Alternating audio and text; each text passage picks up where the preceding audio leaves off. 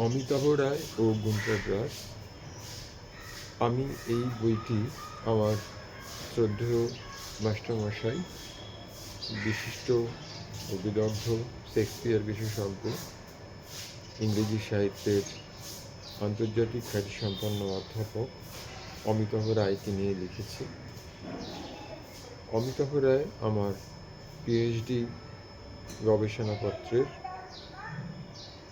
Supervisor ছিলেন এবং আমার মাস্টারমশাই, বিশ্ববিদ্যালয়ের মাস্টারমশাই ছিলেন। তার সঙ্গে প্রায় 25-30 বছরের সম্পর্ক আমার ছিল। তার কাছ থেকে অনেক মূল্যবান জানার কথা, উপদেশ আমি পেয়েছি। আমি সেইগুলো আমার এই স্মৃতিকথায় লিখেছি।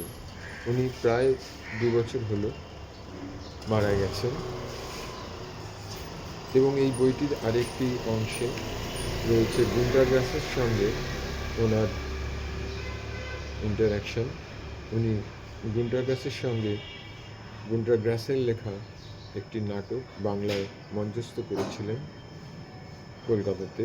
সেটি 1987 সালে হয়েছিল।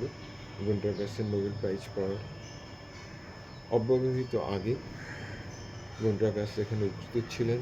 ওর বাড়িতে গিয়ে নাটকের রিহার্সাল হতো।